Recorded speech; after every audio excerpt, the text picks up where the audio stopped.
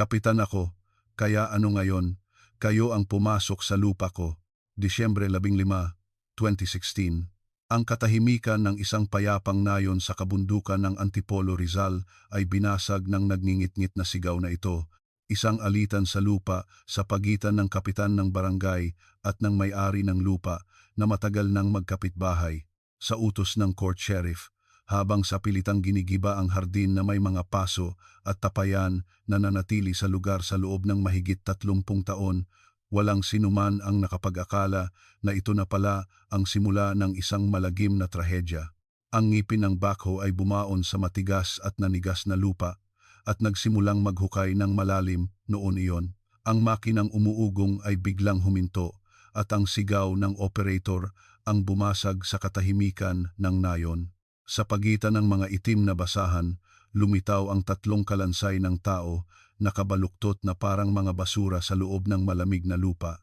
Sa isang liblib na nayon kung saan wala pang cellphone location tracking o malawakang CCTV network, bakit natagpuan ang isang pamilyang may 3 miyembro na sinasabing tumakas 4 na taon na ang nakalilipas dahil sa pagkabaon sa utang sa ilalim ng hardin ng kanilang kapitbahay na si Kapitan, sa lalim na 1.2 metro, may mga taong ngumingiti habang kumukuha ng bagoong mula sa mga tapayan doon at may mga taong payapang namumuhay sa ibabaw nito.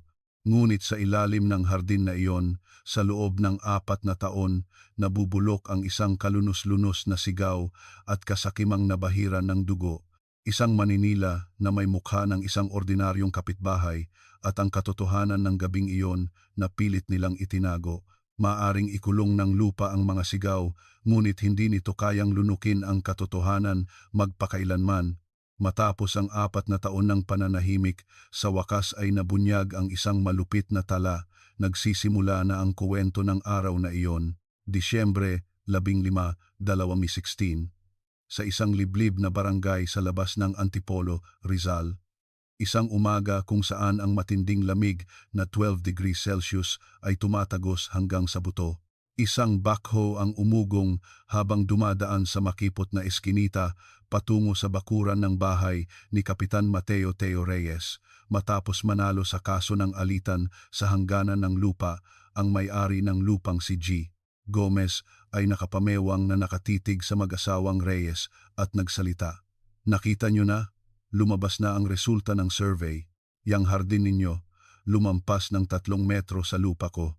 Ang court sheriff ay nagladlad ng mga dokumento at nagsalita sa isang formal na tono.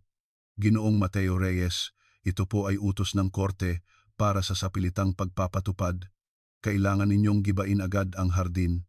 Kinuyom ni Kapitan Teo ang kanyang kamao at sumigaw ng malakas. Magsalita ka nga ng matino. 30 taon na, yang hardin diyan.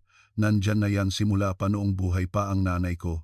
Ang kanyang asawa, si Luz Reyes, na nasa tabi niya, ay hinawakan ang braso ng asawa at nagsalita sa nanginginig na boses. Mahal, tama na yan. Taga-korte ang mga yan. Anong laban natin? Namula at nangitim ang mukha ni Kapitan Teo, ngunit nang lumapit ang 2 pulis, wala siyang nagawa kundi umatras. Tiningnan ng sheriff ang kanyang relo at minadali sila. Ilipat nyo na ang mga paso at tapayan. Bibigyan ko kayo ng eksaktong 30 minuto. Kapag lumampas sa oras, gigibain na yan ng makina. Ang mag-asawang Reyes ay nagmamadaling umakyat sa hardin at nagsimulang ilipat ang mga paso. Si Luz ay umiiyak habang buhat ang mabigat na tapayan ng bagoong. Aray ko, saan natin ilalagay ang mga mahalagang ito? May batas bang ganito sa mundo? Hindi umabot ng 20 minuto para mailipat ang 12 malalaking paso at tapayan. Ang operator ng backhoe na tila naghihintay ay hinila ang lever. Tabi kayo, magsisimula na ang trabaho. Ang bakal ng ngipin ng backhoe ay bumagsak sa kinatatayuan ng hardin. Ang tunog ng pagbibitak ng matigas na lupa ay umalingaw-ngaw sa tahimik na nayon. Sinimulan ng operator na apakan ang accelerator at maghukay. Naku! Ang tigas ng lupa dahil sa lamig, hirap hukayin. Sa bawat paghukay ng pala, ang mga itim na bunton ng lupa ay naiipon sa gilid. Mga 20 minuto matapos magsimula ang trabaho, isang kakaibang tunog ng tuk ang narinig sa gitna ng ugong ng makina. Inilabas ng operator ang kanyang ulo sa bintana at sumigaw, "May sumasabit, bato kaya?" Bumaba ang operator mula sa kanyang upuan, yumuko, at sinimulang alisin ang lupa gamit ang kanyang mga kamay. Isang itim na piraso ng tela ang lumitaw mula sa lupa. Hinila ng operator ang tela at isang puting bagay ang biglang lumabas. Diyos ko, buto ng tao. Ang operator ay napatumba pa atras habang sumisigaw. Isang pulis na malapit ang tumakbo at sumilip sa hukay at namutla. "Sentro, sentro, may nakitang kalansay dito," humihingi ng suporta. Agad, ang mag-asawang Reyes ay nanigas sa kanilang kinatatayuan. Nanginginig ang mga labi ni Kapitan Teo. Anong nangyayari dito?" Isang oras ang lumipas, dumating sa lugar si Detective Ramos ng Antipolo City Police Station. Ang mga residente ng nayon ay nagbubulungan sa labas ng police line. May bangkay daw na nakuha sa bahay ni Kapitan. "Ano, bangkay ng tao?" Pumasok si Detective Ramos sa bakuran at nagtanong sa pulis na nauna nang dumating. "Anong sitwasyon? Ilan sila?" Sumagot ang pulis na may seryosong mukha. "Sa ilalim po ng hardin, 1.2 metro ang lalim. Sa tingin pa lang, hindi bababa sa 3. Tumayo si Detective Ramos sa gilid ng hukay at tiningnan ang ilalim. Ang mga butong magkakabuhol sa lupa ay isang kalunos-lunos na tanawin. Hindi ito simpleng paglilibing. Pinagsiksikan talaga sila. Magdamag, isinagawa ng PNP Crime Laboratory ang paghuhukay. Sa tabi ng mga buto, sa bunto ng lupa, isang lumang pitaka ang natagpuan. Binuksan ni Detective Ramos ang pitaka gamit ang kanyang mga kamay na may guwantes at tiningnan ang ID. Jose Joey Santos. Isinilang noong 1960. Lumingon si Detective Ramos at tinawag ang pinakabatang pulis. "Hoy, i-check mo to. Tingnan mo kung may missing person report." Ngayon na, ilang sandali pa, ang batang pulis na may hawak na radyo ay tumakbo at nagulat. "Sir, may missing person report po noong Setyembre 2012. 3 miyembro ng pamilya ang sabay-sabay na nawala, kaya naging maingay ang kasong yan noon." Tiningnan ni Detective Ramos ang mga buto at bumulong ng malamig. Isinara ang kaso bilang simpleng paglalayas. Sinasabing tumakas dahil sa utang. Agad na hinalughog ni Detective Ramos ang mga file ng kaso noong 2012. Ang mag-asawang Jose Joey Santos at Elena Santos, kasama ang kanilang 70 anyos na ina, ay nawala ng walang bakas. Ilang araw ang lumipas, ang resulta ng autopsy mula sa SOCO ay nasa mesa na ni Detective Ramos. Lahat ng 3 kalansay ay may basag sa bungo, pinatay sa pamamagitan ng pagpukpok. Isinara ni Detective Ramos ang report at sinabi sa kanyang mga kasamahan, "Gawin na nating murder case ito. Ang pangunahing suspek ay ang may-ari ng lupa."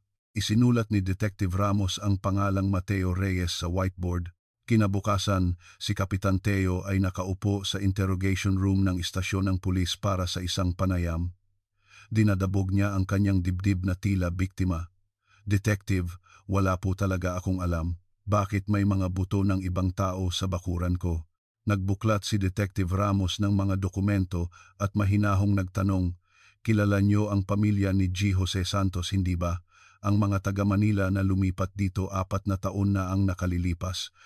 Malakas na tumango si Kapitan Teo. "Kilala ko po. Dahil taga Manila sila, tinulungan ko pa silang magbuhat ng gamit at binigyan ko pa sila ng bagoong mula sa hardin namin. Noong Setyembre 2012, bigla silang nawala. May natatandaan po ba kayong nangyari noon?" Umiwas ng tingin si Kapitan Teo at sumagot, "Paano ko naman malalaman yon? Siguro tumakas sila sa gabi para takasan ang mga pinagkakautangan nila. Hindi ba't karaniwan lang yan sa probinsya?" Yumuko si Detective Ramos at tinitigan ng diretso ang mga mata ni Kapitan Teo, at sa isang mababa at malamig na boses, nagtanong siya, "Pero bakit ang mga taong sinasabi mong tumakas ay natagpuang nakalibing sa bakuran mo, Kapitan, sa ilalim mismo ng 30 taon mo ng hardin?" Nanginginig ng husto ang mga mata ni Kapitan Teo. Hindi ko alam. Baka may naglibing diyan sa gabi." ng palihim. Hindi sumagot si Detective Ramos at tiningnan lang ang mga kamay ni Kapitan Teo. Ang mga daliri ni Kapitan Teo sa ibabaw ng mesa ay walang tigil sa pagtambol. Huwag kang manginig, Kapitan. Nagsisimula pa lang tayo. Binalikan ng investigation team ang nakalipas na 4 na taon para sundan ang huling mga sandali ng pamilya Santos. Dinala ni Detective Ramos ang kanyang kasamang si Officer Benitez at bumalik sa nayon para sa investigasyon. Ang una nilang pinuntahan ay ang bahay ng presidente ng Senior Citizens Association, si Mang Celso, na maraming alam sa mga pangyayari sa nayon. Ibinaba ni Mang Celso ang kanyang baso ng gin at pinunasan ng likod ng kanyang kamay ang alak sa kanyang bibig. Si Joey? Oo, natatandaan ko. Dumating yan sa nayon natin noong tagsibol ng 2012. Sabi niya, kumita raw siya ng malaki sa Maynila at nag-retire na dito. Inilabas ni Detective Ramos ang kanyang kwaderno at tiningnan ang mga mata ni Mang Celso.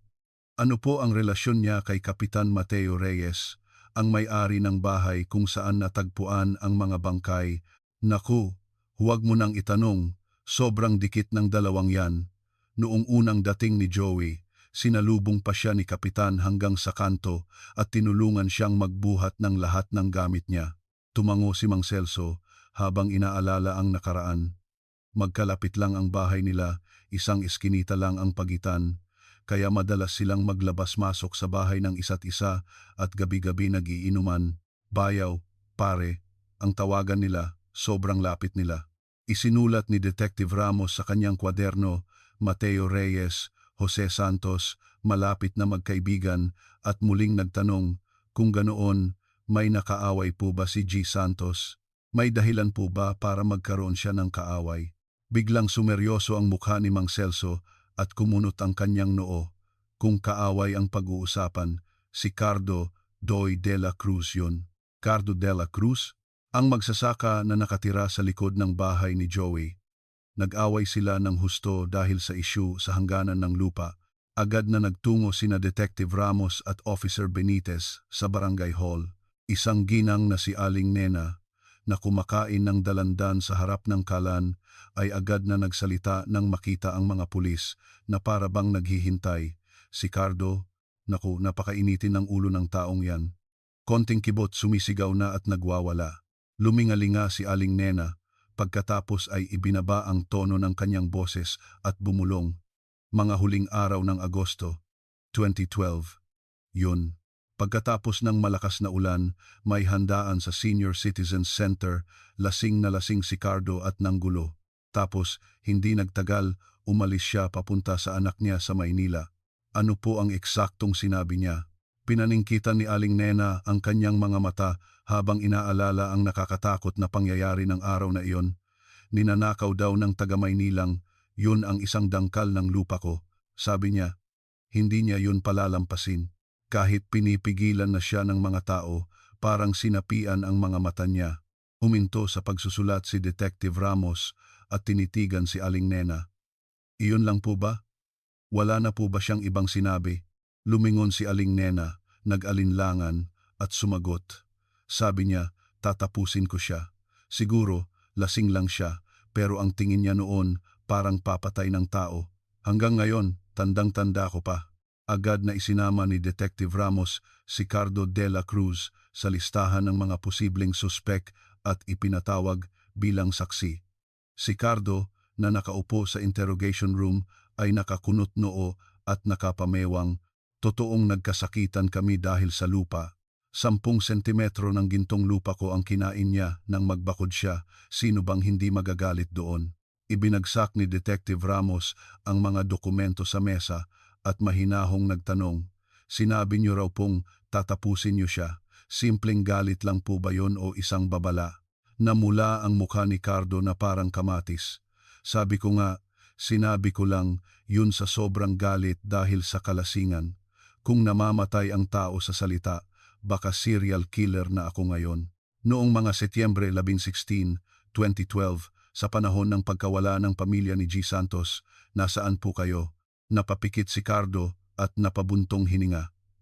Nako, noong mga panahong yon, nasa Maynila ako. Matagal akong nanatili doon para sa kasal ng anak ko. Noong araw na yon, 4 na taon na ang nakalilipas. Nasa Maynila ako at umiinom kasama ang mga balay ko. Yumuko si Detective Ramos at ginipit si Cardo. 3 tao ang nakalibing sa lupa. Kailangan niyo pong alalahanin. Kinakamot ni Cardo ang kanyang ulo at biglang pumalakpak. Nasa Maynila nga pala ako noon. Setyembre 15 ang kasal ng panganay kong anak.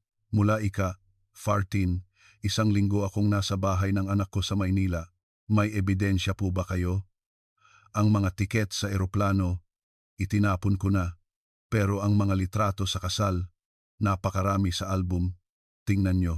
Habang kinukumpirma ang alibi ni Cardo de la Cruz, si Officer Benitez naman ay abala sa opisina sa pagsisiyasat sa mga financial transaction ni Jose Santos. Ang mga mata ni Officer Benitez na nakatitig sa monitor ay biglang nanlaki. Sir, tingnan niyo po ito. Hindi biro ang halaga. Lumapit si Detective Ramos sa pwesto ni Officer Benitez at tiningnan ang monitor. Pebrero 2012, natanggap na insurance, 50,200,000 pesos. Kumunot ang noo ni Detective Ramos. Anong insurance yan na aabot ng 50 milyon? Nanalo ba sa loto? Mabilis na nag-type si Officer Benitez sa keyboard at ipinakita ang mga detalye. Death insurance po. Ang beneficiary ay si Jose Santos, ang insured ay ang kapatid niyang si Pedro Santos. Namatay ang kapatid niya noong Disyembre 2011 bago pa man lumipat si Jose sa probinsya. Hinimasimas ni Detective Ramos ang kanyang baba habang kumikinang ang kanyang matalas na mga mata. Namatay ang kapatid, kinuha ang 50 milyon at lumipat sa probinsya. Amoy malansa ito. Baka may kinalaman si Jose sa pagkamatay ng kapatid niya. Biglang nagbago ang bunigi ng investigation team. Ang hinala na si Jose Santos na una nilang inakalang biktima ay maaaring siya pala ang salarin. Agad na ipinag-utos ni Detective Ramos na kunin ang medical records ng pagkamatay ng kapatid na si Pedro Santos. Samantala, isang kakaibang tsismis ang kumalat sa team ng mga investigador na nagpapatuloy sa pagtatanong sa nayon. Isang matandang babae na nakaupo sa bangko sa harap ng tindahan sa nayon ay nagsalita habang napapailing. Kumalat ang tsismis na kinain daw ni Joey ang kapatid niya at ginamit ang pera para ayusin ang buhay niya. Sabi nila, parusa daw yan ng langit. Lumapit si Officer Benitez sa matanda at nagtanong, Lola, sino po ang unang nagkalat ng tsismis na yan? Kanino niyo po narinig? Lumingalinga ang matanda at ibinaba ang kanyang boses. Sino pa ba? Ang asawa ni Kapitan, si Luz. Ang daldal ng babaeng yan, ipinagkalat niya sa buong nayon. Isinulat ni Detective Ramos ang pangalang Luz Reyes sa kanyang kwaderno at kinagat ang kanyang labi. Ang asawa ng may-ari ng bahay kung saan natagpuan ang mga bangkay ang nagkakalat ng masamang tsismis tungkol sa biktima. Masyadong sakto para maging isang pagkakataon lang. Ilang araw ang lumipas para sa DNA comparison at panayam, dumating sa Antipolo City Police Station ang pamangkin ni Jose Santos, si Miguel Santos. Si Miguel, na nakaupo sa interview room, ay may matipunong pangangatawan sa edad na 38, ngunit puno ng kalungkutan ang kanyang mukha. Maingat na nagsimula si Detective Ramos. Gusto ko lang po sanang magtanong tungkol sa pagkamatay ng inyong ama, si G. Pedro Santos. Mayroon po ba kayong napansin na kahina-hinala? Biglang namula ang mga mata ni Miguel at nanginginig ang kanyang boses. Detective, may lung cancer po ang tatay ko. Noong unang bahagi ng 2011, stage 4 na po ang diagnosis sa kanya at halos 1 taon siyang nagpagamot bago pumanaw. Ano po ang relasyon nila ng tiyuhin niyong si Jose Santos? Nagkaroon po ba sila ng away dahil sa insurance money? Malakas na umiling si Miguel. Sobrang mahal po ng tiyuhin ko ang tatay ko. Sa buong panahon ng pagpapagamot niya, sa ospital na po siya natutulog at kumakain, siya po ang nag-asikaso ng lahat. Noong namatay ang tatay ko, halos gibain ng tiyuhin ko ang sahig ng punerarya sa sobrang pag-iyak. Pinunasan ni Miguel ang kanyang mga luha at ipinahayag ang kanyang sama ng loob. Ang tiyuhin ko ang pumatay sa tatay ko. Napakalaking kasinungalingan po niyan. Pagkatapos mamatay ng tatay ko, halos hindi na po kumain ang tiyuhin ko. Tumango si Detective Ramos at iniba ang usapan. Matapos lumipat ang pamilya ng tiyuhin nyo sa nayong ito, madalas po ba kayong nag-uusap? Kailan po ang huling tawag ninyo? Sandaling nag-isip si Miguel at sumagot. Mga unang araw po ng Setyembre 2012. Tumawag po ako para kumustahin sila bago magpasko, pero parang hindi maganda ang boses ng tiyuhin ko. Ano po ang nangyari? May problema po ba sa nayon? Sabi po niya, may kaunting problema. Hindi po niya sinabi ang detalye, pero parang malaki ang sama ng loob niya sa isang tao. Tinitigan ni Detective Ramos ang mga mata ni Miguel at nagtanong, wala po ba kayong naiisip na dahilan, kahit maliit na bagay lang po? Biglang pumalakpak si Miguel. Naalala ko po, minsan pumunta ako sa bahay nila, galit na galit ang tiyahin ko. Sabi niya, parang naloko sila ng kapitan. Biglang huminto ang panulat ni Detective Ramos. Naloko? Si Kapitan Mateo Reyes po ba ang tinutukoy nyo? Opo. Noong lumipat sila, ang kapitan daw po ang nag-alok ng lupa at bahay. Pero nang malaman nila, sobrang mahal pala ng bili nila kumpara sa presyo sa merkato. Sabi ng tiyahin ko, pinagkatiwalaan pero tinaga sa likod, galit na galit po siya. Isinara ni Detective Ramos ang kanyang kwaderno at sinimulang pagtagpi-tagpiin ang mga piraso ng palaisipan sa kanyang isip. Ang hinala sa insurance murder ay nawala, ngunit isang bago at mas tiyak na motibo ang lumitaw, isang alitan sa pera kay Kapitan Mateo Reyes. Ang mga suspek ay muling nabawasan mula sa 3 patungo sa 1. Biglang tumayo si Detective Ramos at sumigaw kay Officer Benitez, "Hoy, ihanda mo na ang gamit mo. Bukas ng umaga, pupunta tayo ng Tanay." Naguguluhang nagtanong si Officer Benitez, bakit po sa Tanay? Sinabi ni Mateo na natulog siya sa bahay ng biyenan niya noong gabing yon, di ba? Nasa Tanay ang bahay ng biyenan niya. Sisirain natin ang alibi niya. Minaneho ni Detective Ramos ang sasakyan patungong Tanay para kumpirmahin ang alibi ng mag-asawang Reyes noong gabing iyon. Sinabi ni Mateo na nanatili siya sa bahay ng kanyang biyenan noong araw ng insidente. Ang narating nila ay isang luma at sira-sirang bahay sa probinsya na may bubong na yero. Pagpasok sa bakuran, isang nasa katanghaliang gulang na caregiver ang sumalubong sa kanila na may mapagbantay na tingin. Sino po sila at basta-basta na lang pumapasok sa bahay ng may bahay? Ipinakita ni Detective Ramos ang kanyang police ID at magalang na nagtanong, "Mula po kami sa Antipolo Police Station. Gusto po sana naming makausap ang nanay ninyo, si Lola Ising, kung pwede po sana. May kailangan lang po kaming kumpirmahin para sa investigasyon." Umiling ang caregiver na may alanganing mukha. "Naku, Detective, hindi po pwedeng bisitahin ang Lola. Hindi po maganda ang kalagayan niya ngayon." "Ano po ang kalagayan niya?" "May malubha po siyang demensya. Hindi na po niya alam kung anong araw ngayon at kahit ang anak niya, hindi na niya makilala. Hindi na po talaga siya makausap." Pumasok pa rin si Detective Ramos sa kwarto para tingnan man lang ang matanda. Ang 80 anyos na ina ay nakatingin lang sa kawalan na may mga matang walang buhay. "Lola, noong Setyembre 2012 po, natulog po ba dito ang manugang ninyong si Mateo Reyes?" Hindi man lang kumibo ang matanda sa tanong ni Detective Ramos. Muling nagtanong si Detective Ramos ng mas malakas, ngunit puro walang kaugnayang salita lang ang binubulong ng matanda. "Mateo Reyes? Sino yun? Pinakain na ba?" Walang sino man ang makapagpapatunay sa mga pangyayari, 4 na taon na ang nakalilipas. Sa sobrang pagkabigo, muling nagtanong si Detective Ramos sa caregiver, "Kung ganoon, sino po ang nag-alaga sa nanay ninyo noong 2012? Kailangan po naming makausap kung sino man ang nandoon noon. Noong 1 taon pa lang po ako dito. Hindi ko po alam kung sino ang nauna sa akin sa probinsya. May mga record po ba ng ganyan?" Sa huli, umuwi si Detective Ramos sa Antipolo na hindi nasira o nakumpirma ang alibi ni Mateo na may mabigat na kalooban. Pagbalik sa istasyon ng pulis, sinalubong siya ni Officer Benitez na may hawak na mga dokumento. "Sir, welcome back. Inalam ko na po lahat ng tungkol sa pagkamatay ng kapatid ni Jose Santos, si Pedro Santos." "Oh, anong nakuha mo? May amoy malansa ba?" Kumpiyansang ipinakita ni Officer Benitez ang mga dokumento. Sa conclusion po, malinis si G. Jose Santos. Ang pagkamatay ng kapatid niya ay malinaw na dahil sa sakit. Sabihin mo ang detalye. Si G. Pedro Santos po ay na-diagnose na may stage 4 lung cancer noong unang bahagi ng 2011. 8 buwan po siyang na-confine sa isang general hospital sa Pasig bago pumanaw noong Disyembre 2011. Kinuha ni Detective Ramos ang mga dokumento at nagtanong, ang kapatid niyang si Jose, hindi ba man lang nagpakita sa ospital? Walang ganoon?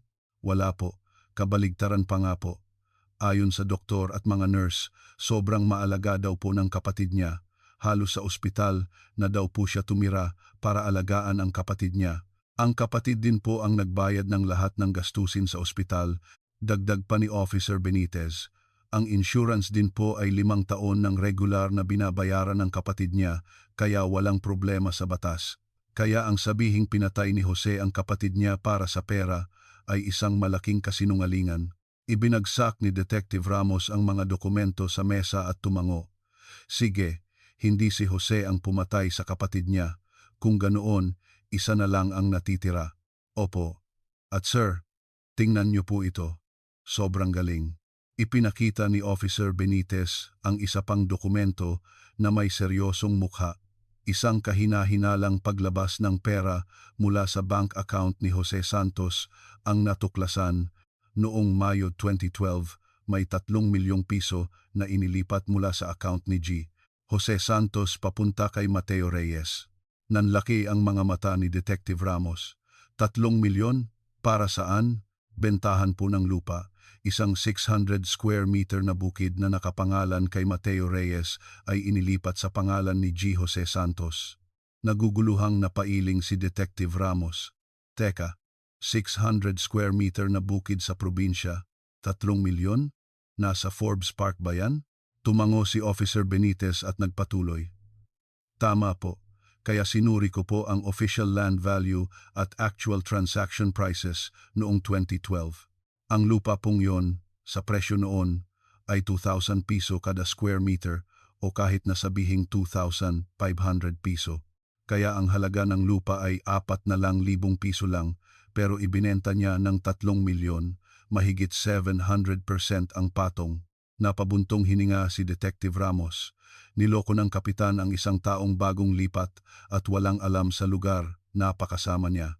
Agad na pinuntahan ni Detective Ramos ang isang real estate broker sa lugar na si G. Huang para kumpirmahin ang mga impormasyon. Si G. Huang, na dating kapitan din, ay mas maraming alam sa mga pangyayari sa lugar kaysa kanino man. Sa isang luma at sira-sirang opisina sa ikalawang palapag, nagtimpla si G. Huang ng 3 1 na kape at napailing. Si Kapitan Mateo, alam ko na mangyayari to. Hindi maganda ang kamay ng taong yan. Nangyari na po ba ito dati? Hindi lang 1 o 2 beses. Ang modus niya, kapag may mga taga-siyudad na lilipat dito, magpapakabait siya bilang kapitan, tapos sa likod, lolokohin niya sa presyo ng lupa. Uminom si Detective Ramos ng kape at nagtanong, hindi po ba't walang nagrereklamo kahit naloloko na sila? Napangisi si G. Huang at iwinagayway ang kanyang kamay. Detective, hindi niyo po alam ang ugali dito sa probinsya. Kapag kinalaban mo ang kapitan, hindi ka na makakatira sa lugar na to. Puputulan ka ng tubig, haharangan ang daan, pag-iinitan ka, sino bang makakatagal? Lahat sila tinitiis na lang dahil ayaw ng gulo. Paglabas sa opisina, agad na tinawagan ni Detective Ramos si Miguel Santos. Ginoong Miguel, tungkol po sa sinabi ninyong panloloko. Nabanggit po ba ng tiyuhin ninyo kung magkano niya eksaktong nabili ang lupa? Sa kabilang linya, narinig ang galit na boses ni Miguel. Opo. Mga 1 buwan bago sila mawala, nagkausap kami sa telepono. Sinabi ng tiyuhin ko na nagkagulo raw ang pamilya nila dahil sa biniling lupa.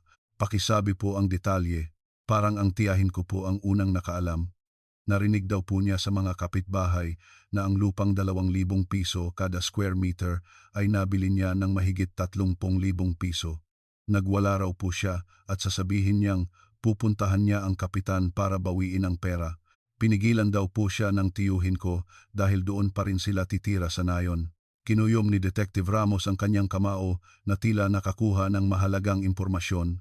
kaya ang simula ng alitan ay nang malaman ni Gnang Elena Santos ang tungkol sa panloloko sa presyo ng lupa. Pagkatapos ng tawag, tiningnan ni Detective Ramos si Officer Benitez at kumislap ang kanyang mga mata. Buo na ang larawan. Nabuking ang panloloko ng mag-asawang kapitan kaya nagkaroon sila ng away sa pamilya Santos. May kinalaman ang pera at sama ng loob. Agad na ipinatawag muli ni Detective Ramos si Mateo Reyes. Si Mateo, na muling nakaupo sa interrogation room, ay mas halatang kinakabahan kaysa dati. Ibinagsak ni Detective Ramos ang mga dokumento sa mesa at sinimulan ang pagtatanong. Kapitan, noong Mayo 2012, nagbenta kayo ng 600 a square meter na bukid kay G. Jose Santos. Tama po ba?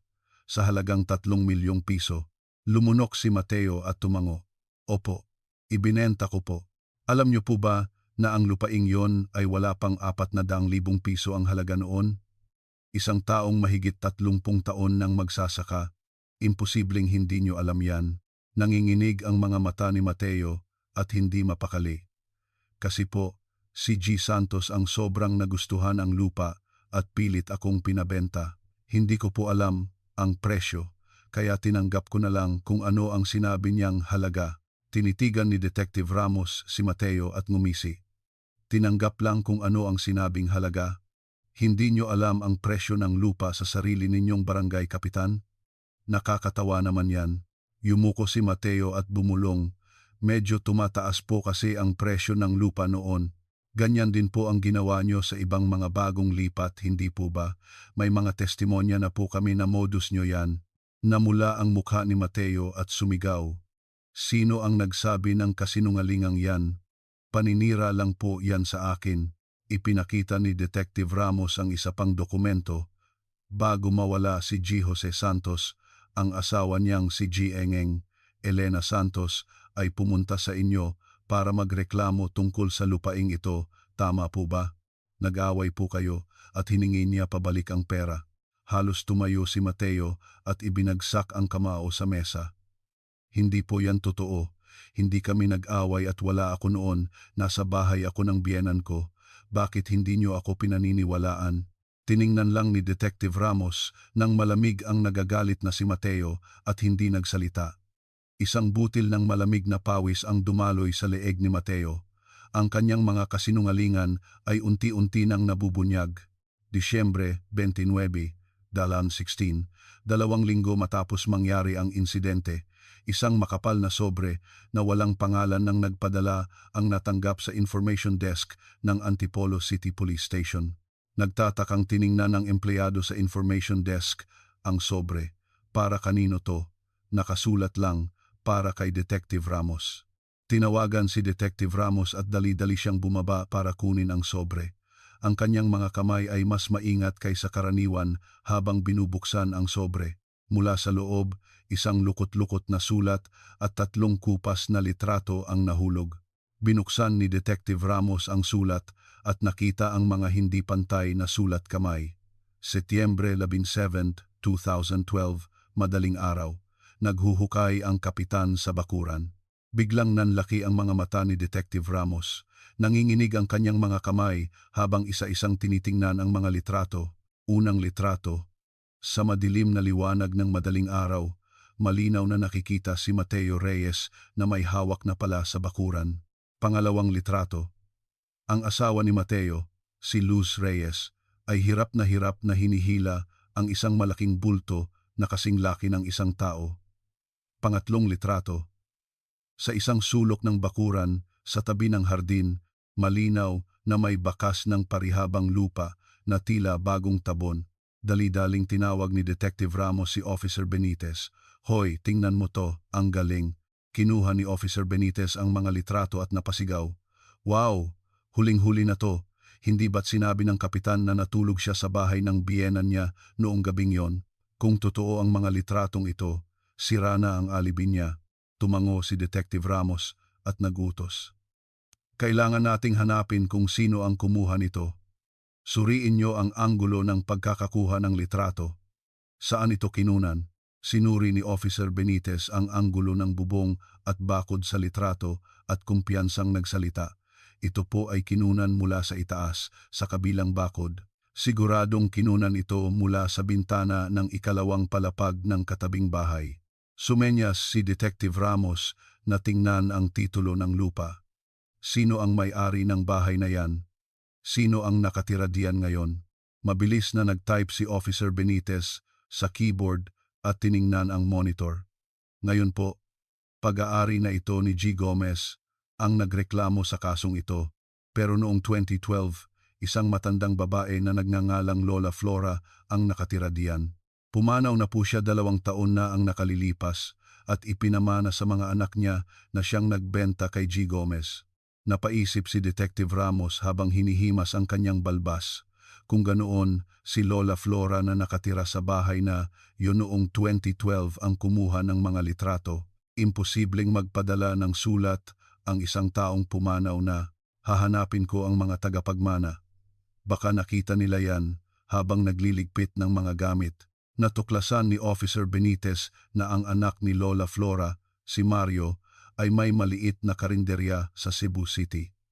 Agad na nagtungo sina Detective Ramos at Officer Benitez sa Cebu.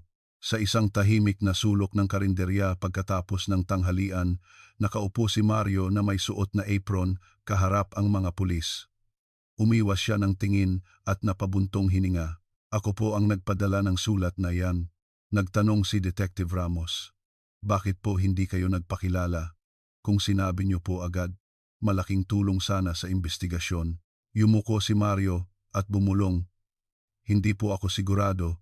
Natakot po ako na baka mali ang akusasyon ko at malakas daw po ang kapitan sa lugar na yon kaya natakot po akong gumanti siya. Saan po galing ang mga litratong ito? Inilabas ni Mario ang isang luma at kupas na sobre mula sa kanyang bulsa at inilagay sa mesa. Kamakailan lang po, habang nagliligpit ako ng mga gamit ng nanay ko, natagpuan ko po ito sa ilalim ng aparador.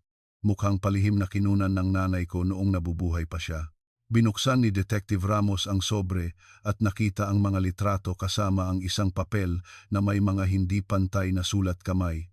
Tila isang tala-arawan, nakasulat ang mga pangyayari ng araw na iyon. Gabi ng Setyembre 16, may naririnig akong kalabog at daing ng tao mula sa kabilang bahay.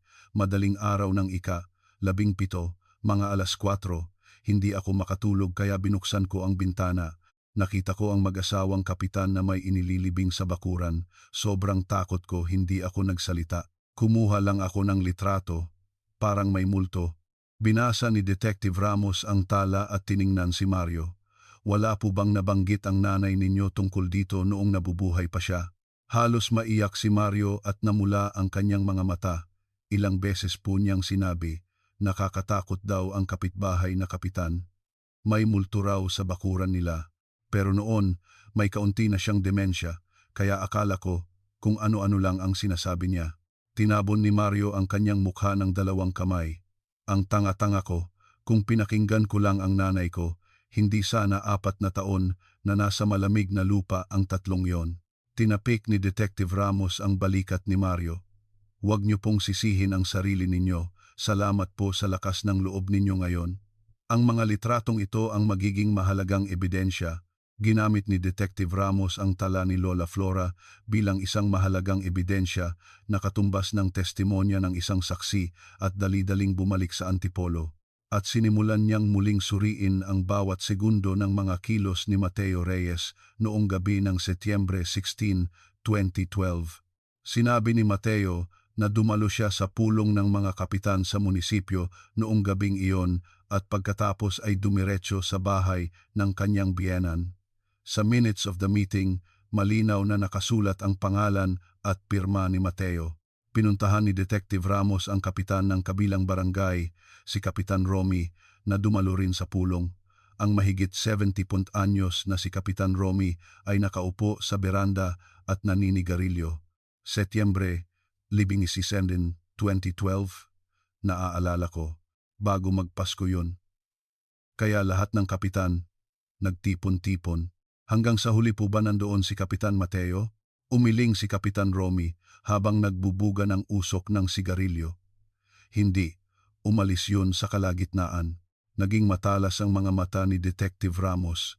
Sa kalagitnaan po, mga anong oras po? Natatandaan niyo po ba? Tumingin si Kapitan Romy sa malayo at inalala ang nakaraan. Nagsimula ang pulong ng alas 7, kaya siguro mga alas 8:30.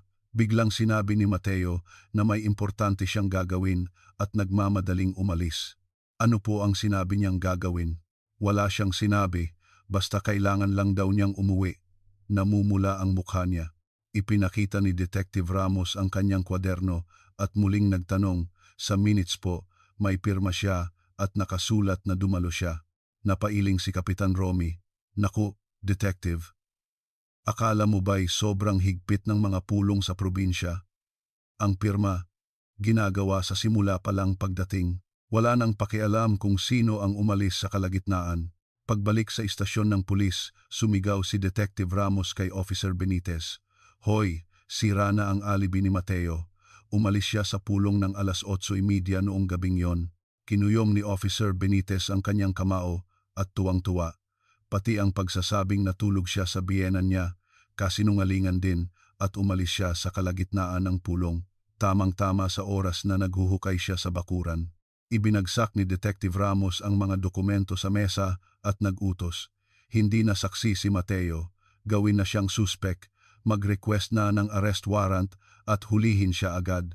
Pumasok si Mateo Reyes sa interrogation room bilang isang suspek.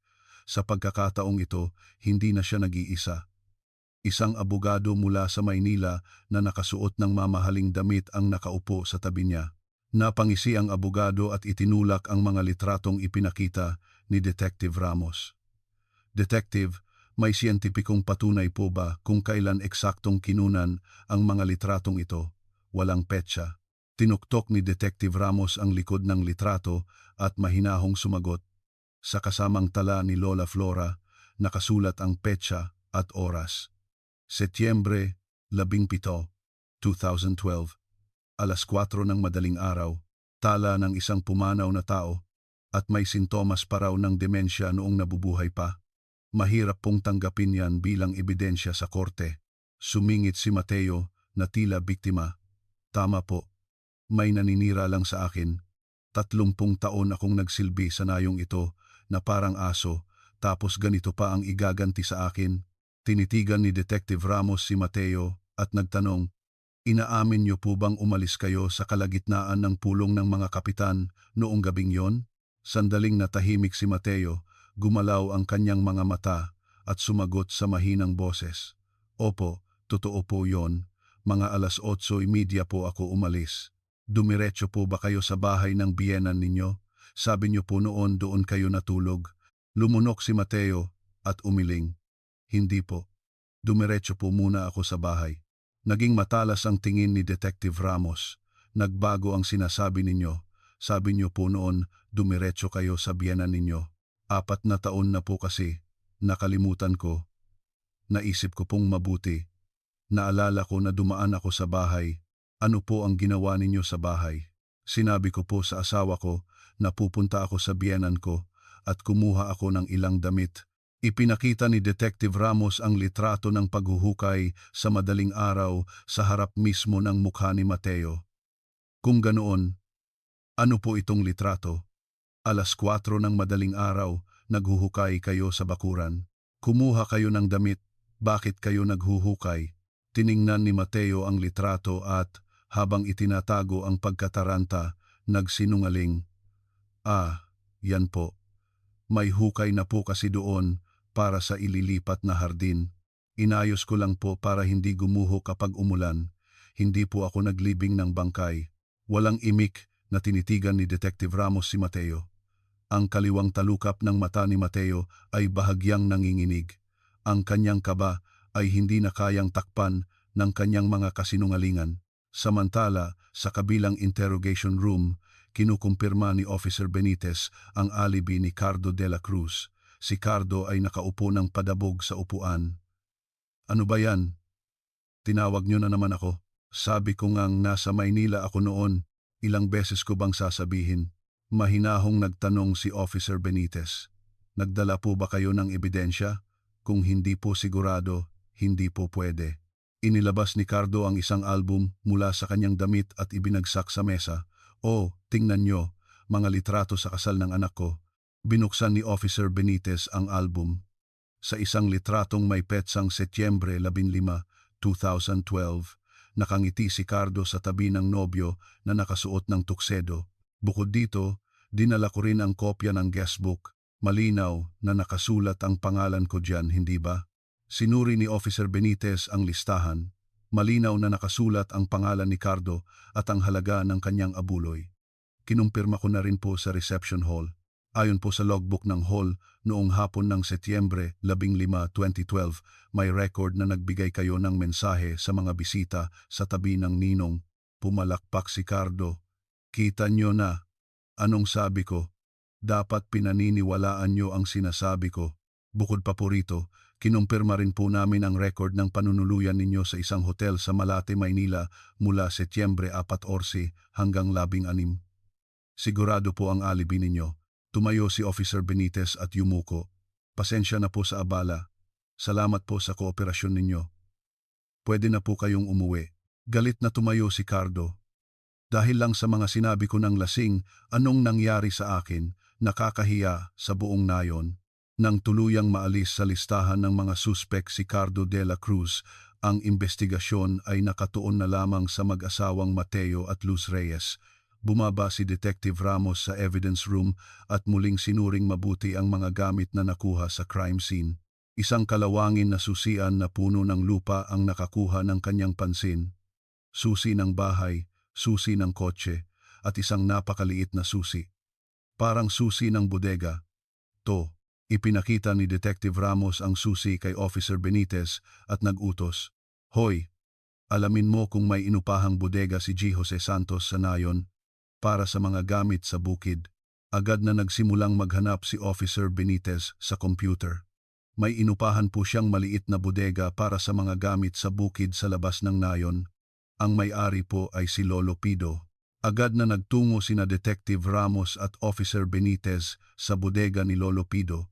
Ang 68 anyos na si Lolo Pido ay nag-aayos ng isang kalawangin na kuliglig sa harap ng bodega. "Lolo, taga-Antipolo Police po kami. Tungkol po sa bodega na ginamit ni G. Jose Santos." Hinubad ni Lolo Pido ang kanyang guwantes na puno ng langis at nagsalita. Yung taong yon, pagkatapos niyang mawala, hindi na nagbayad ng upa kaya noong 2013, inalis ko na lahat ng gamit niya. Ano po ang mga nasa loob? Wala namang importante. Mga pala, asarol. Teka, may mga dokumento. Ano po ang ginawa ninyo sa mga dokumento? Itinapon niyo po ba? Hindi. Mukhang importante kaya hindi ko itinapon. Inisip ko, baka balikan ng pamilya niya. Kinuha ni Lolo Pido ang isang luma at maalikabok na sobre mula sa isang estante sa sulok ng bodega. Binuksan ni Detective Ramos ang sobre at nakita ang isang kwaderno at mga tala na tila isinulat ni Jose Santos. Binasa ni Detective Ramos ang mga tala at nanlaki ang kanyang mga mata. Naloko ng kapitan, tinaga sa presyo ng lupa ng 1.3 milyon. "Kokolektahin ko ang mga recording at ebidensya at idedemanda ko siya." Parang ninakaw ng asawa ng kapitan ang gintong singsing ng nanay ko. Si Elena ang unang nakaalam. "Gintong singsing?" sigaw ni Detective Ramos. Tiningnan ni Officer Benitez ang tala at nagulat. Pati pagnanakaw, ginawa pa ng asawa ng kapitan, si Luz. Tinuro ni Detective Ramos ang tala gamit ang kanyang daliri. Nakasulat dito, si Elena ang unang nakaalam. Ibig sabihin, si Gnang, Elena Santos ang unang naghinala at kumpronta kay Luz Reyes. Hindi lang pala isa ang alitan nila, may pagnanakaw pa. Agad na sinimulang imbestigahan ni Detective Ramos ang mga kilos ni Luz Reyes. Sa pagtatanong sa mga residente ng nayon, lumabas ang mga hindi inaasahang testimonya. Si Luz, naku, napakataas ng tingin sa sarili ng babaeng yan. Gustong-gusto niyang tinatawag na ginang kapitan. Tama. Hindi nagtagal pagkatapos mawala ang pamilya Santos, kumalat ang tsismis na pumunta siya sa Maynila at nagbenta ng ginto. Magaling yang umamoy ng pera. Nag-init ang pakiramdam ni Detective Ramos. Kailan po yan? Mga Oktubre 2012 ata. Pagkatapos ng anihan, Siniyasat nina Detective Ramos at Officer Benitez ang mga alahasan sa Quiapo, Maynila, at sa isang lumang alahasan, natagpuan nila ang isang mahalagang ledger. Binasa ng may-ari ang ledger gamit ang kanyang salamin. Oktubre 5, 2012, Luz Reyes. Nagbenta ng isang pares ng 18K gintong singsing na 2 dos at isang 5 dos na gintong kwintas. May nakasulat po bang description ng mga alahas? Nakasulat dito. Lumang disenyo raw, napakatagal na. Agad na tinawagan ni Detective Ramos si Miguel Santos para kumpirmahin. Ginoong Miguel, mayroon po bang mga alahas na itinatangi ang lola ninyo? Opo. Mayroon po siyang isang pares ng singsing at isang kwintas na bigay pa sa kanya ng biyenan niya noong ikasal siya. Sobrang iniingatan po niya yon. Kahit maligo, hindi niya tinatanggal. Alam niyo po ba kung ilang dos? Ang pares ng singsing po ay 2 dos at ang kwintas ay 5 dos. Bata pa lang po ako, nakikita ko na yan. Pagkatapos ng tawag, tiningnan ni Detective Ramos si Officer Benitez at ngumiti. Huli na siya. Oktubre 5, yan yung panahon na humupa na ang investigasyon sa pagkawala nila. Akala niya, ligtas na siya kaya ibinenta niya ang mga ninakaw. Kinuyom ni Officer Benitez ang kanyang kamao. Kasabwat din si Luz Reyes, hulihin na natin siya agad. Umiling si Detective Ramos at nagsalita sa malamig na boses. Hindi. Tawagin natin sila ng magkahiwalay. Paghiwalayin natin ang mag-asawa sa interrogation. Kapag pinaghiwalay natin sila, isa sa kanila ang siguradong bibigay. Enero 15, 2017. Sa malamig na himpapawid ng Antipolo City Police Station, si Luz Reyes, ang asawa ng kapitan, ay dumating bilang isang suspek na nakayuko. Pinaghiwalay ni Detective Ramos sina Mateo at Luz sa magkaibang interrogation room. Sinimulan ang isang estratehikong hiwalay na pagtatanong para sirain ang tiwala ng mag-asawa sa isa't isa. Umupo si Detective Ramos sa harap ni Luz at ibinagsak ang isang dokumento sa mesa. Gang, Luz Reyes, noong Oktubre 5, 2012, nagbenta po kayo ng ginto sa isang alahasan sa Quiapo, tama po ba? Isang pares ng singsing at isang kwintas. Nanginginig ang mga mata ni Luz at hindi mapakali. Ano po ang sinasabi ninyo? Tinuro ni Detective Ramos ang pirma sa transaction slip. Nandito po ang pirma ninyo. 2 dos na gintong singsing, 5 dos na gintong kwintas. Saan po galing ang mga alahas na ito? Ano po ang pinagmulan nito? Kinuyom ni Luz ang kanyang palda at sumagot sa mahinang boses. Pamana po ng nanay ko. Napangisi si Detective Ramos at ipinakita ang isa pang dokumento. Huwag po kayong magsinungaling. Pumanaw po ang nanay ninyo noong 1998. Sa listahan ng mga naiwan niyang ari-arian, walang nakasulat na alahas. Namutla si Luz. Kung ganoon, bigay po ng biyenan ko. Pumanaw po ang biyenan ninyo noong 2005. Sa listahan ng mga minana ninyong ari-arian, wala rin pong nakasulat na alahas. Kinagat ni Luz ang kanyang labi hanggang sa magdugo at bumulong. May nagregalo lang po sa akin. Yumuko si Detective Ramos at ginipit si Luz. Sino po? Sino ang basta-basta na lang magreregalo ng gintong nagkakahalaga ng 7 dos? Pangalanan niyo po. Natahimik si Luz na parang pipi at kinuskos lang ang kanyang mga kamay. Ang dulo ng kanyang mga daliri ay namumuti na sa kawalan ng dugo. Samantala sa kabilang interrogation room, tinatanong ni Officer Benitez si Mateo. Sinadya ni Officer Benitez na magkunwaring nagbubuklat ng mga dokumento at pasimpleng nagsalita. Kapitan, umamin na po ang asawa ninyo tungkol sa pinagmulan ng mga alahas. Nagulat si Mateo at napaangat ng ulo. Ano? Anong sinabi niya? Tinitigan ni Officer Benitez si Mateo at malamig na nagsalita. Sinabi po niya na kayo, ang asawa niyang si Mateo Reyes, ang nagnakaw noon. Inutusan lang daw po niya siyang ibenta. Biglang namula at nangitim ang mukha ni Mateo at ibinagsak ang kamao sa mesa. Ano? Baliw na babaeng yon. Hindi ko yon ibinigay. Siya ang nagnakaw. Bakit sa akin niya isinisisi? Palihim na nagdiwang si Officer Benitez at nagkunwaring nagsusulat sa kwaderno. Kung ganoon, alam niyo po pala na nagnakaw ang asawa ninyo. Alam niyo po ba kung saan niya ninakaw? Galit na sumigaw si Mateo. Paano ko naman malalaman yan? Sa asawa ko kayo magtanong, nakakainis. Tumayo si Officer Benitez. Sandali lang po. Kukunin ko lang po ang kumpirmasyon. Agad na lumipat si Officer Benitez sa kabilang kwarto at ibinulong kay Detective Ramos ang sinabi ni Mateo.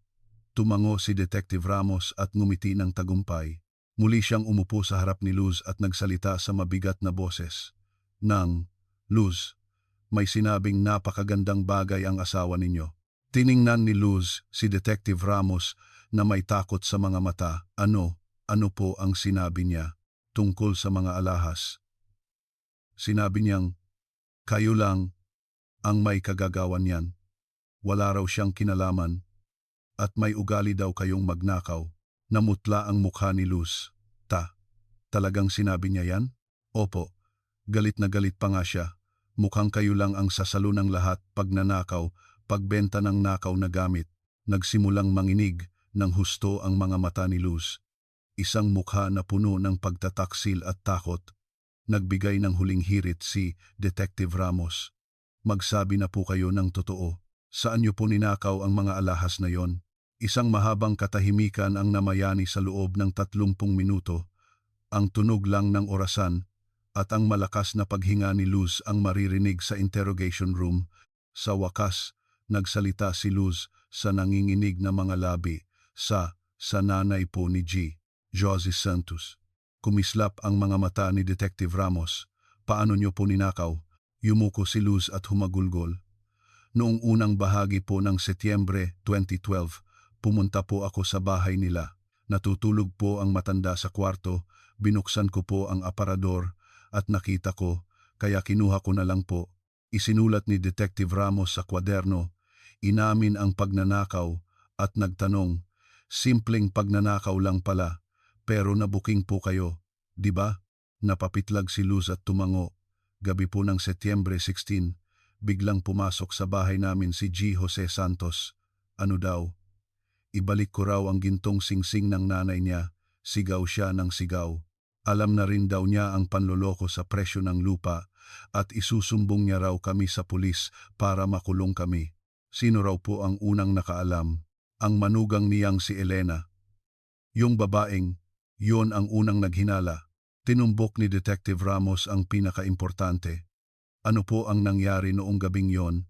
Alam niyo po bang puro kasinungalingan ang alibi ng asawa ninyo? Lalong lumakas ang panginginig ng mga kamay ni Luz. Ang asawa ko po. Galit na galit siyang lumabas mag-isa. Saan po siya pumunta? Hindi ko po alam. Nasa bahay lang po ako. Ipinakita ni Detective Ramos ang mga litratong kuha ni Lola Flora. Ito po ang mga litratong kuha ni Lola Flora. Setyembre 17, alas 4 ng madaling araw, kayo at ang asawa ninyo ay naghuhukay sa bakuran. Sasabihin niyo pa rin po bang mag-isa lang kayo sa bahay? Nang makita ni Luz ang mga litrato, nagsimula siyang manginig na parang dahon. Iyan. Uulitin ko po ang tanong. Mag-isa lang po bang lumabas ang asawa ninyo o magkasama kayo? Sumuko si Luz, tumulo ang luha at binago ang kanyang sinabi. Magkasama kaming pumunta sa bahay ni Jose Santos. Sabi po ng asawa ko, sumama ako. Ano po ang nangyari doon? Hindi ko po alam kung ano ang nangyari. Totoo po. Ipinakita ni Detective Ramos ang autopsy report mula sa Soko. Lahat silang tatlo ay namatay dahil sa pagpukpok sa ulo ng matigas na bagay. Basag ang mga bungo nila. Base sa anggulo ng mga tama, hindi lang isang tao ang gumawa nito. 2 o higit pa ang sabay na pumukpok. Humihingal si Luz at pinagpapawisan ng husto. Lumapit si Detective Ramos kay Luz at mahina ngunit matatag na nagsalita. Geng, Luz, gusto niyo po bang kayo lang ang managot at makulong? O sasabihin niyo ang totoo at baka sakaling gumaan ang parusa ninyo? Ano po ang nangyari noong gabing yon? Tinabon ni Luz ang kanyang mukha ng 2 kamay at humagulgol at sa wakas, nagsalita siya. Ang asawa ko po ang unang nagalit. Pinigilan ko po siya. Pero wala akong nagawa. Sinuri ni Detective Ramos ang pulang ilaw ng recorder sa mesa at inayos ang kanyang upuan. Sabihin niyo po lahat, mula sa simula, walang labis, walang kulang. Sinimulang ilabas ni Luz ang mga alaala ng gabing iyon sa nanginginig na boses. Tila isang dam na sumabog, bumuhos ang malagim na katotohanan. Mga 9:00 po ng gabi ng Setyembre 16, 2012.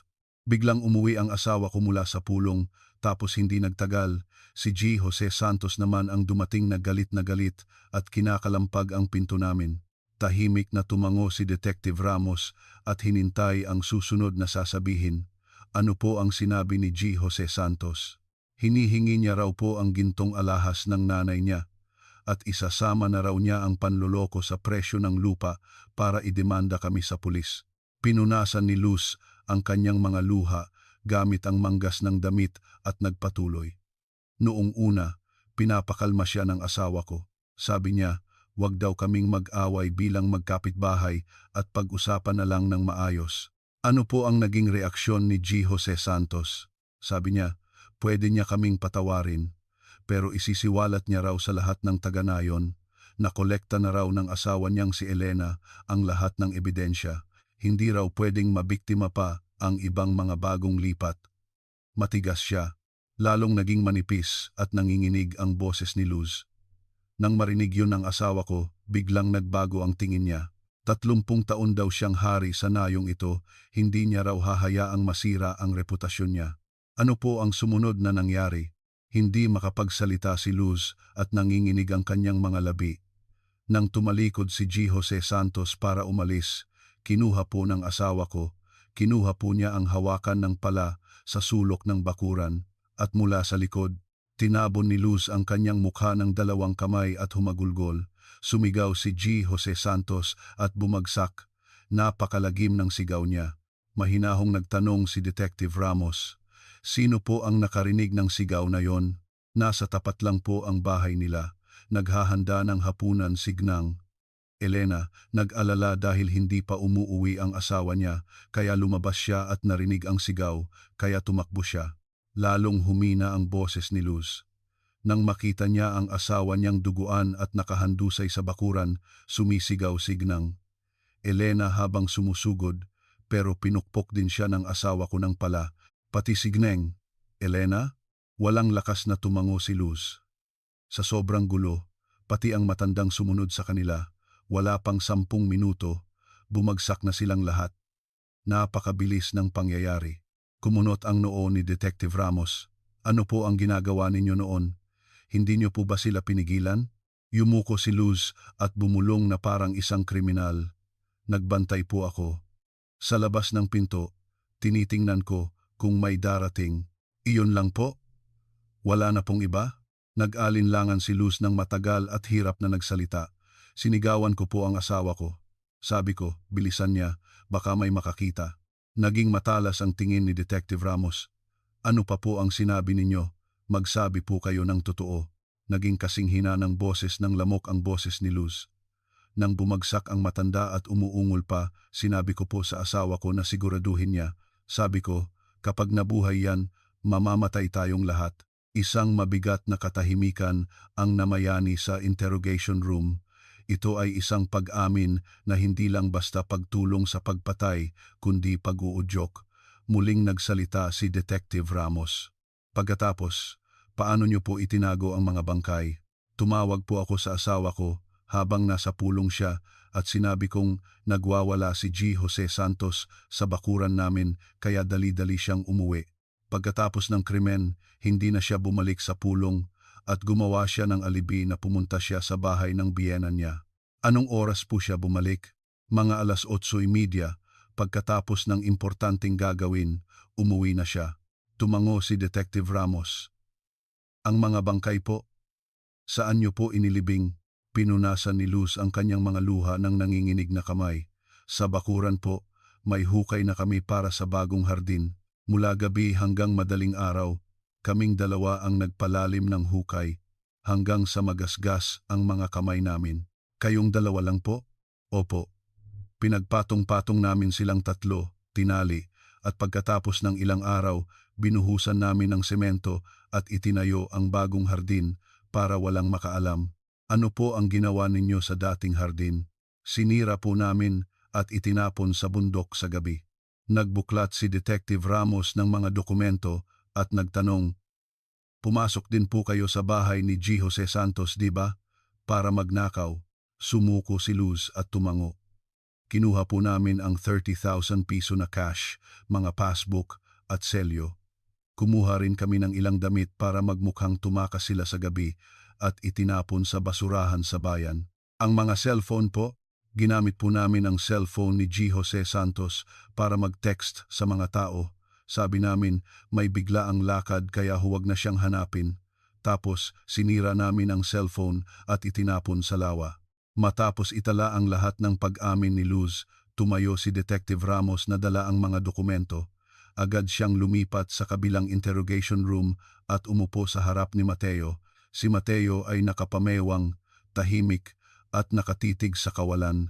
Ibinagsak ni Detective Ramos ang mga dokumento sa mesa. "Ginoong Mateo, umamin na po ang asawa ninyo, lahat-lahat, walang labis, walang kulang." Nanlaki ang mga mata ni Mateo. "Ano? Anong sinabi niya?" Gabi ng Setyembre 11, 2012. "Kung paano ninyo pinatay ang pamilya ni G. Jose Santos." Napakadetalyado ng sinabi niya. Malakas na umiling si Mateo at itinanggi. "Baliw na yata ang asawa ko. Puro kasinungalingan yan. Nasa bahay ako ng biyenan ko noong gabing yon." Inilabas ni Detective Ramos ang kanyang alas. "Ito po ang resulta ng analysis ng semento sa ilalim ng hardin ninyo. Ginamit ang sementong ginawa pagkatapos ng Setyembre 2012. Sabi niyo po, 30 taon na ang hardin na yan." Naging kulay abo ang mukha ni Mateo. Ipinakita ni Detective Ramos ang isa pang mahalagang ebidensya. Ito po ang huling record ng lokasyon ng cellphone ni G. Jose Santos. Gabi ng Setyembre 11, 2012, 11:23 p.m., ang lokasyon ng cell site ay dito mismo sa nayong ito. "Nasa bahay daw po kayo ng biyenan ninyo. Bakit nandito ang cellphone ni G. Jose Santos?" Nanginginig ang mga labi ni Mateo at hindi makapagsalita. Pinagpapawisan siya ng husto. Mahina ngunit matatag na nagsalita si Detective Ramos. "Tama na po yan, Kapitan. Magsabi na po kayo ng totoo." Matagal na nakayuko si Mateo at napabuntong hininga. Ang kanyang mga balikat ay bumagsak na parang gumuho. Nang malaman kong may 50 milyon silang dala, hindi ko na mapigilan ang inggit ko. Tahimik na nakikinig si Detective Ramos.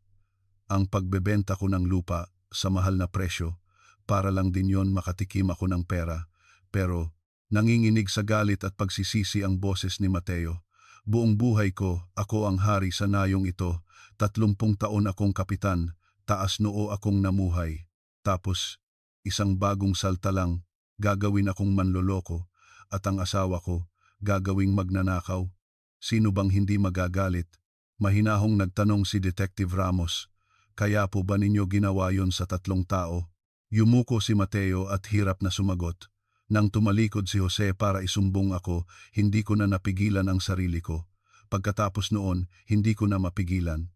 Agosto 2017, sa gitna ng matinding init sa Regional Trial Court ng Cebu City, sa isang silid hukuman na puno ng tensyon, nakaupo sa upuan ng mga akusado sina Mateo at Luz na nakasuot ng damit preso, nakayuko. Sa unang hilera ng mga manonood, ang pamangkin ni Jose Santos, si Miguel, ay nakatitig sa kanilang mga likod na may namumulang mga mata. Hawak ng hukom ang hatol at dahan-dahang nagsalita. Ang hatol. Ang akusadong si Mateo Reyes ay hinahatulan ng habambuhay na pagkabilanggo reklusyon perpetua. Isang maikling buntong hininga ang narinig sa loob ng korte. Kitang-kita ang pagyanig at pagbagsak ng mga balikat ni Mateo. Inilipat ng hukom ang kanyang tingin at nagpatuloy sa pagbasa. Ang akusadong si Luz Reyes ay hinahatulan ng pagkabilanggo ng 25 taon. Napahinga ng malalim si Luz at napaupo sa sahig. Aray ko, ang kapalaran ko. Inayos ng hukom ang kanyang salamin at ipinaliwanag ang dahilan ng hatol sa isang mahigpit na boses. Inabuso ng mga akusado ang tiwala ng kanilang kapitbahay para gawin ang isang malupit na krimen. Bukod pa rito, maingat nilang itinago ang ebidensya pagkatapos ng krimen at pinalabas na pagkawala para lituhin ang investigasyon. Kung iisipin ang sakit na dinanas ng mga biktima at kanilang mga naulila, hindi maiiwasan ang isang mabigat na parusa. Agad na umapila ang mag-asawang Reyes, ngunit hindi nagbago ang desisyon ng Court of Appeals at ibinasura rin ng Korte Suprema ang kanilang apela. Noong Abril 2018, naging pinal ang hatol. Ang mag-asawang kapitan, na naghari sa nayon sa loob ng 30 taon, ay dinala sa malamig na selda ng bilangguan. Sa proseso ng paglilitis, lalo pang nabunyag ang kanilang masamang pag-uugali. Napatunayan na nagbenta rin sila ng lupa sa napakamahal na presyo sa 2 pang pamilyang bagong lipat sa nayon. Isa sa mga biktima ay umiiyak sa pasilyo ng korte. Naniwala ako sa kanya dahil kapitan siya. Kasinungalingan pala ang sinasabi nilang mababait ang mga taga-probinsya. Paano niya nagawa yon na may balat kayong tao? Tagsibol ng 2018. Sa araw na nalalagas ang mga bulaklak ng cherry blossom, bumalik si Miguel sa Antipolo. Matapos ang lahat ng legal na proseso, kukunin na niya ang mga labi ng kanyang tiyuhin at pamilya. Maingat na inabot ni Detective Ramos kay Miguel ang 3 urnong nakabalot sa puting tela. Pasensya na po kung ngayon lang namin sila nahanap. Maraming salamat po sa lahat ng pagod ninyo. Yinakap ni Miguel ang mga urno at yumuko ng malalim. Hindi po, Detective. Dahil po sa inyo, sa wakas ay makakapagpahinga na ng payapa ang tiyuhin ko, tiyahin ko at ang lola ko. Maraming salamat po. Dinala ni Miguel ang mga labi sa isang sikat na columbarium sa paanan ng isang bundok sa Cebu. Nang mailagay na ang 3 urno sa tabi ng isa't isa, lumuhod si Miguel sa harap nito at matagal na hindi tumayo. Nanginginig ang kanyang mga balikat at bumuhos ang kanyang mga luha. Tito, ang perang ipinamana ni Lolo, gusto niyo lang sanang mamuhay ng tahimik at maging mabuting anak. Ganoon ba kalaking kasalanan yon? Samantala, si G. Gomez, ang may-ari ng lupa na nagbigay ng clue sa kaso, ay naghahanda ng umalis sa Antipolo. Kinansela niya ang pagbili ng lupa at nagbayad ng multa para lang makalipat sa ibang lugar, habang isinasakay ang mga gamit sa truck na pailing ang isang kapitbahay. Bakit ka aalis? Maganda naman ang bahay mo. Bumaba na ang presyo ng lupa, kikita ka pa kung bibili ka ngayon. Umiling si G. Gomez na nangingilabot. Kahit ano pang kita, paano ako makakatulog ng mahimbing sa lupang pinagkuhanan ng 3 kalansay? Kahit ibigay pa sa akin yan ng libre, hindi ko yan titirhan. Si Cardo de la Cruz, na napagbintangan din, ay nagpunta pa ng Cebu para hanapin si Miguel. Sa pasukan ng columbarium, hinarap niya si Miguel at yumuko ng 90 degrees. Ang magaspang na kamay ng magsasaka ay nanginginig sa hiya, Ginoong Santos. Wala akong mukhang maihaharap. Noong lasing ako, kung ano-ano ang pinagsasabi ko, muntik ko pang madungisan ang pangalan ng mga pumanaw. Malaki ang kasalanan ko. Ngumiti ng mapait si Miguel at hinawakan ang magaspang na kamay ni Cardo. Hindi po, Lolo. Alam po naming lasing lang kayo noon. Sigurado pong naiintindihan kayo ng tiyuhin ko sa langit.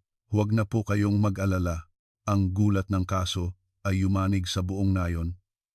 Sa tuwing may mga reporter na dumarating at nag-aalok ng mikropono, sabay-sabay na tumitikom ang bibig ng mga residente. Wala kaming alam. Hindi namin akalain na ganoong tao pala ang kapitan. Ngunit ang mga konsensya ng mga nagwalang bahala na alam ang panloloko ng kapitan sa mga dayo pero nanahimik ay hindi mapakali. Isa-isa silang nagtinginan at unti-unti nang nawala ang mga taong nagtitipon sa Senior Citizen Center. Hay! Tapos na ang nayon natin. Kumalat na ang balita na may pinatay dito.